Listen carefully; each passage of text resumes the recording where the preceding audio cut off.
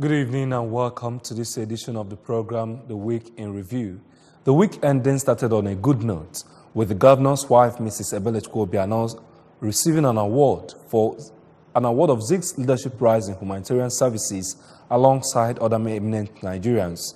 It is ending with biggest news coming from the United States, where President Donald Trump announced that South Korea has agreed to suspend its nuclear weapons ahead of its meeting with Korean leader Kim Jong-un. What other major events took place this week? Find out on the program tonight. This is the Week in Review, and I'm your anchor, David Obokwasele.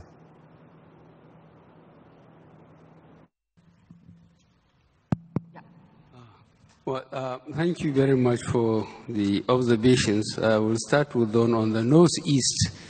All the questions, I think, will reflect about Nigeria's preparedness to accept investment and secure the confidence of those who are going to invest or those who are already there. I believe for those who are following us closely, they could recall on the political campaign we conducted and the success we scored was based on three things. First, securing the country, and in particular, the person who mentioned the northeast. The so-called Boko Haram was occupying a large chunk of that part of the country, and they caused a lot of damage to the infrastructure, especially educational and health. And then the economy. We have a very young population. Our population is estimated conservatively to be 180 million. This is a conservative one. More than 60% of the population is below the age of 30. A lot of them haven't been to school, and they are claiming, that Nigeria has been an oil-producing country. Therefore, they should sit and do nothing and get housing, healthcare, education free. But let me tell you that recently, my Minister of Education or for Information was constrained to answer a question when people accuse the administration of doing nothing. He said, let Nigerians be reminded what position we were before May 2015, what condition we are now, and what we have achieved between then and now. And I think people were impressed with the answer. The security, we have done quite well. Economy, we have done very well, especially in agriculture, by providing soft loans, and the guarantee is just you have to belong to a certain locality and you have got land. You don't have to go to the banks, and bring a physical collateral. So I think a lot is being done. And on the security side, certainly, both in the northeast and in the south-south, there has been an improvement on the security of the country. And this morning, before just I came here, I saw Shell Group. They came and saw me. They are preparing to invest $15 billion, in Nigeria. They came and broke the news to me.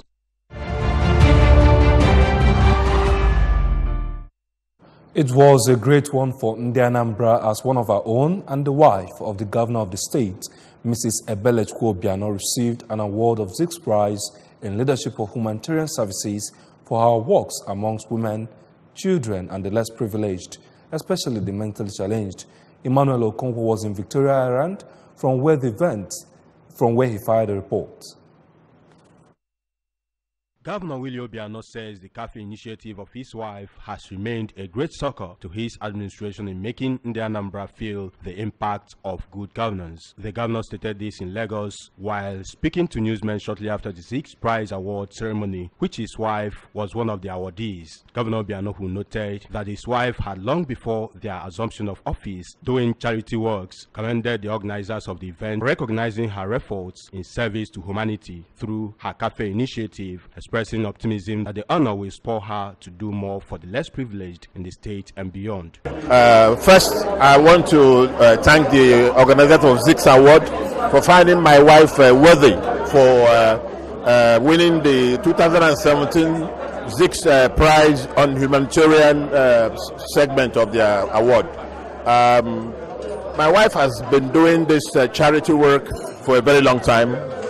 She's been a pillar in my administration, touching the needy, supporting the less privileged, and doing this thing effortlessly without any money from the government, So I thank God for her recognition. I believe that this will spur her to do more. On her part, the governor's wife, Chief Mrs. Obiano, who dedicated the award to the downtrodden in the society, assured them of more care, empowerment, and support from her NGO. More job, once you're acknowledged for doing something good, it spurs you to do more. Like His Excellency said, he's working for Anambra State, and I'm supporting, to ensure that things go well there. I want to thank Almighty God for this award, for this recognition, because what I do, I don't even advertise. But for them to have, fished me out from nowhere to give me this honor, I really glorify God. And I want to thank my husband immensely.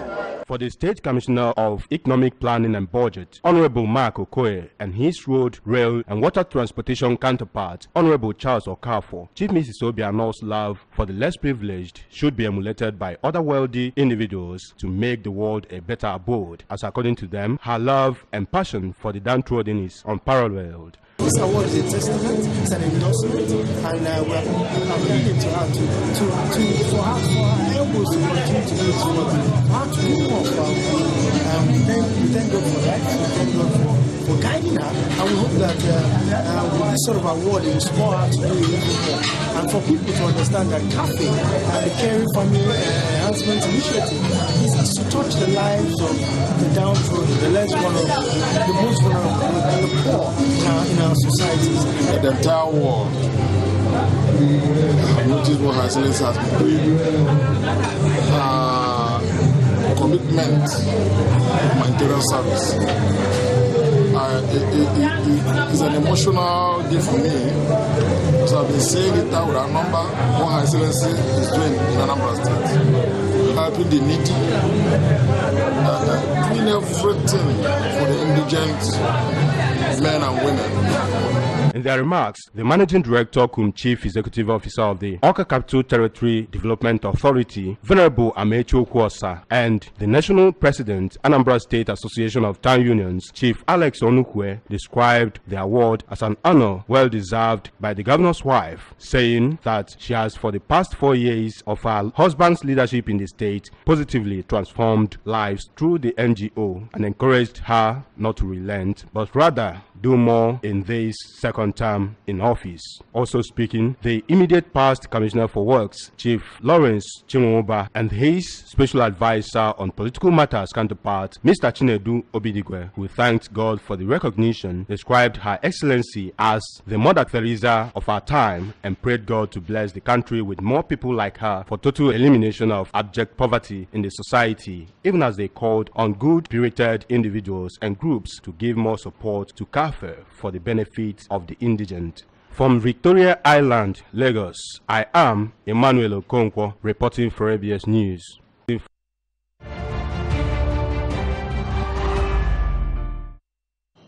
Anambra State this week played host to the Agricultural Transformation Agenda Support Program Phase 1 team, whose mission was to take the stock of the implementation and ascertain the policies that are not effective and come up with strategies to remedy them. The reports are taken from here. The 2 days midterm review mission embarked upon by the Agricultural Transformation Agenda Support Program Phase 1 at Aspuan has successfully ended with interactive sessions with the cassava and rice innovation platforms at Indiowu and Omoho respectively, both in Orumba North local government area. The team, drawn from the independent consultants, headquarters of Ataspuan Abuja and Ataspuan Zonal Office, also inspected a multi-million naira classroom block with headmaster office and VIP toilet at Eastern Primary School in Ndiowu, and a multi-million naira reticulated water borehole with overhead tank, as well as a hospital block at Omoho community. The Ataspuan midterm review mission team, led by Dr. Samuel Eremie, encouraged Anambra State to refocus on areas where it can achieve greater results. We believe that Anambra State is on course towards achieving the objectives of Ataspuan as it is now, and it will be a pleasure to encourage them to refocus on areas where they can achieve greater results. As an example, we've recommended in the community where we visited a school block that they could provide further support to that school block by providing water. Speaking after inspecting the classroom block they constructed at Eastern Primary School in Ndiowu, Dr. Eremie recommended the sinking of a water borehole by Ataspuan to complement and beef up sanitation issues in the school and its environs. In their remarks, the headmistress of the school, Mrs. Helen Wangwo, and the PTA chairman, Mr. Hyacinth Nweke, while expressing their profound joy over the project, promised its maintenance and security. Very nice. I'm very, very happy. My children, my pupils, that we are all happy. They did well to us. I promise them strongly that we will care for it, we will maintain it very well as we are maintaining others here. As a community, I may fail her. Una may maybe. I may quick or maybe. I got one or dear to a hassle, and I go out when I be in for years. On the drinking water borehole at Omoho, the traditional ruler of the community, Igwe Sarafel Ofo, and the chairman, Water Users Association, Iche Kajetan Nwafo, whose joy knew no bounds over what they described as divine answers to their prayers, said the project has nailed lack of drinking water, which has remained a nightmare in the community, to the board. The work we did for us, I appreciate and welcome by every family here.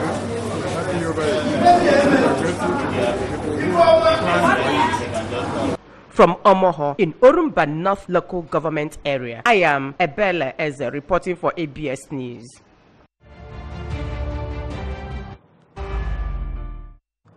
The National Immunization Plus Days has begun in the state today, with the state government announcing its commencement within the week. Chibuzo Okoye has the detail. The state government says it will continue to partner development partners in giving Anambra a quality healthcare system. The Commissioner for Health, Dr. Joe Akabike, disclosed this during a press briefing on the first round of 2018 National Immunization Plus Days held in Awka. According to Dr. Akabike, represented by the Executive Secretary, Anambra State Primary Healthcare Development Agency, Dr. Mrs. Chioma Ezenyemulu, the exercise is set aside to strengthen the fight against polio in Nigeria, increases acceptability of OPV, reduce the burden of vaccine-preventable diseases, and encourages research for acute flaccid paralysis, AFP, in children of 0 to 15 years of age who suddenly develop weakness of the limbs. The commissioner, who said that the exercise will hold from Saturday 21st to Tuesday 24th of April in the southern states of Nigeria, revealed that the flag-off ceremony in the state will take place at Public Health Center Abagana, Njikoka local government area on Friday 20th April, noted that the overall goal of the program is to ensure eradication of white polio virus. The National Immunization Plus Days approach is a strategic plan to administer potent oral polio vaccine, OPV, together with other routine immunization antigens. The house-to-house sweep method is to ensure that every child has the opportunity to get immunized. It increases acceptability of OPV, helps reduce the burden of vaccine-preventable diseases and encourages search for acute flaccid paralysis in children 0 to 15 years of age. Dr. Akabike Huikwali pointed out that vaccination team in the state will be moving from house to house, churches, mosques, schools, markets, motor parks, village square, and wherever children are found to administer the OPV, called on mothers and caregivers to avail themselves of the opportunity and ensure that their children are vaccinated as the vaccine is safe and free. Oral polio vaccine and other routine immunization antigens will be administered against vaccine-preventable diseases to interrupt the circulation of wild polio and reduce the burden of other childhood killer diseases. The state will always join the nationwide exercise to ensure sustenance of the interruption of wild polio virus in the state and eradication in Nigeria. In Oka, it's been Chibuzo Okoye for ABS News. We move on now to the infrastructural sector. The problem of illegal development at the Cornerstone Estate came up during the week with a marching order by the Anambra State Fiscal Planning Board to those engaging in the malpractice to leave the estate with immediate effect. The story is up next. The chairman, Anambra State Physical Planning Board, Mr. Chike Mmaduekwe, has directed developers who are not part of the original plan of Cornerstone Estate, Oka, to leave the site with immediate effect. Mmaduekwe gave the directive when he embarked on a familiarization tour with the newly inaugurated board members at the site. Speaking after inspecting structures at the estate, Mr. Mmaduekwe hinted that government will no longer tolerate illegal development at ongoing sites in the state, assuring the readiness of the board to improving the state's internally generated revenue by blocking all loopholes through which developers siphon funds into their private pockets, charging them to adhere strictly to the approved plan. The board chairman explained that since government approved the Cornerstone Estate in Oka, it has been facing challenges from individuals who took laws into their hands by indiscriminately allotting the land to unsuspecting developers without obtaining building plan approval. We have to rescue the spatial resources of the state from decay. Therefore, we are here to inspect an estate which government has approved, but which is facing a lot of challenges from interlopers. So that's what we're here to look at. And then, of course, make recommendations to government on what to do. In their separate reactions, a board member who is also the State Commissioner for Lands, Mr. Nnamdi Onukwuba, and the Managing Director, Oka Capital Territory Development Authority, AGDA, Venerable Amechi Okwuosa, made it known that government cannot continue to condone illegality, reminding them that the illegal structures and buildings will be demolished. The estate belongs to a developer, Cornerstone Estate, and they have a definite plan. If you are not part of that development process, then you must leave the premises. We have appropriate agencies and organizations where you can get the information that will guide your action. And I know that as you have asked before about the nature of the economy, it's quite unfortunate that we are going through hard times. But having said that, things must be done. Contributing, the General Manager, Anambra State Physical Planning Board, Mr. Victor Okpoko, said they embarked on the tour in conjunction with other stakeholders to advise developers to comply in their own interest. Responding, the solicitor of the estate, Barrister Nduka Ezewuzie, appreciated the board members for the inspection, saying that their presence will go a long way in bringing sanity in the estate.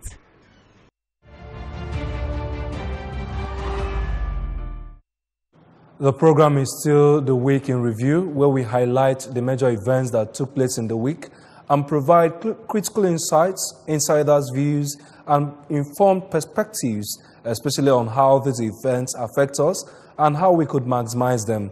More stories on your way after this short break. Stay tuned.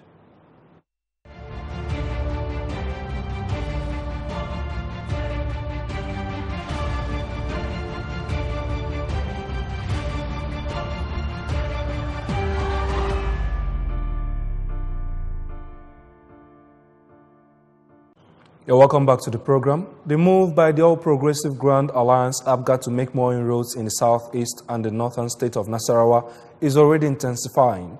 The Willie Obiano support group geared towards this have started mobilizing and meeting stakeholders in actualizing its dream. Ngozi Obleri was there and now brings the story. The special advisor to the governor on political matters, Mr. Ifeatu Obi-Okoye, has called on APGA faithful to work hard to ensure that the party recovers Imo, Abia and Nasarawa governorship positions in the forthcoming general elections. Mr. Obi-Okoye, while appreciating the Willie Obiano support group for their untiring efforts that helped APGA achieve landslide victory in the November 18 governorship elections, said that they need to replicate such efforts, if not more, to deliver Imo, Abia and Nasarawa states. The special advisor also said that the party must work together to help Governor Willie Obiano deliver all his campaign promises so that APGA will produce the next governor to succeed him in the next Guber election in the state. He added that the party is known for quality representation and would not afford to do otherwise, adding that APGA has distinguished itself among other parties as the only party with Igbo agenda, a reason why other states in the southeast zone need the party so they will enjoy the dividends of democracy as obtainable in Anambra.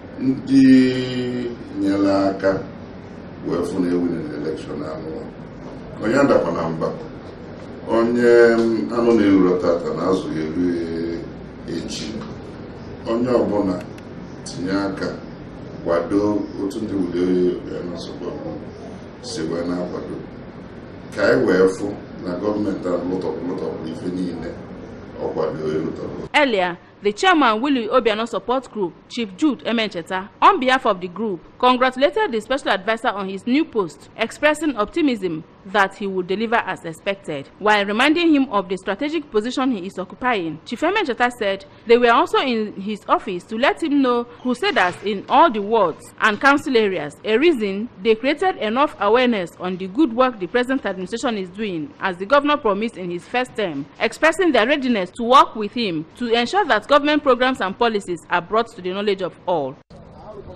He's the one that's supposed to advise the governor on the political landscape in Anambra State, the strategies and the feelings of the people in Anambra State. So we thought as a group that has the critical mass followership from the grassroots. Also, the secretary of the group, Chief Eddie Onyekwolu, said that the group has a master plan on how to move in and capture other states, as according to him, APGA as a movement does not require a lot of pleading and persuasions, as members of the group are out to ensure that APGA remains a party to beat, with major source of funding from their members. What we require is planning, because without planning, it will be difficult for you to achieve what you want to achieve. We have our game plan, master plan, but the most important thing is that APGA is a movement which anybody that believes in it do not require money or inducement to be able to work. So we are going to carry the message. As we are carrying the message along, we know the target groups to reach. We are very, very confident because the truth is always one. In Oka, I am Ngozi Obleri for ABS News.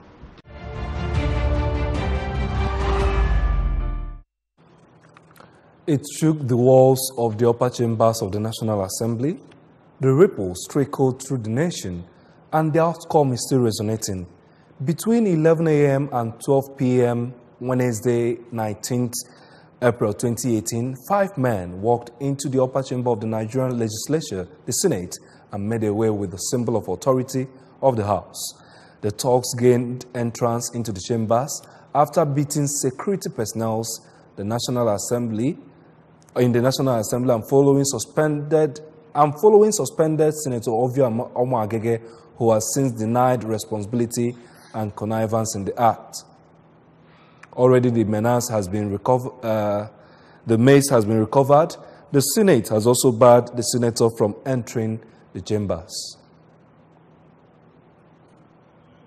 According to reliable reports, 5 of the hoodlums has also been arrested by the police.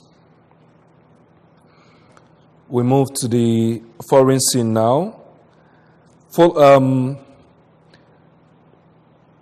North Korea will immediately suspend nuclear and missile tests and scrap its nuclear test sites and instead pursue economic growth and peace, the North State media said on Saturday ahead of planned summits with South Korea and the United States. The Korean Central News Agency reported that North Korean leader Kim Jong-un said his country no longer needed to conduct nuclear tests or intercontinental ballistic missile tests because it had completed its goals of developing nuclear weapons. North Korea said that to create an international environment favorable for its economy, it will facilitate close contact and active dialogue with neighboring countries and the international community. It was the first time Kim directly addressed his position on North Korea's nuclear weapons programs ahead of planned summits with South Korean President Moon Jae-in next week and with U.S. President Donald Trump in late May or early June. Now we move to the editorial for the day. Despite whatsoever failings that it could have recorded, democracy still remains the best form of government for any civilized society. It is the form of governance that gives power to the people who receive the impact of government policies, actions and inactions should also determine who stays and who doesn't stay in government. As we talk about democracy, so we talk about the institutions that make it tick, and that is the legislature, and essentially the electoral empire, which is where the powers of the people lie. The Nigerian legislative system in the current dispensation is the longest to last, just 1 year shy of 20 years, and we are growing. There are 469 members of parliament in the National Assembly and another hundreds in different states' legislature and the local government system representing the Nigerian populace. These are the life wire of our democracy. This is why we must protect and preserve this sanctity of the institution of government. Its discretion will leave much to be desired. It should not be turned to a place of photogry, brigandage, or institution where people with opposing views are muzzled. Let us protect and preserve this sanctity of democracy and last the system where the people decide who will be their leader. And that is how we call it a day on this edition of the program, The Week in Review, where we bring to you captivating stories that happened in the week and insiders' views on how they shape our daily activities. I am David Opokwasile, your host and anchor. Coming up next is the photo of the week.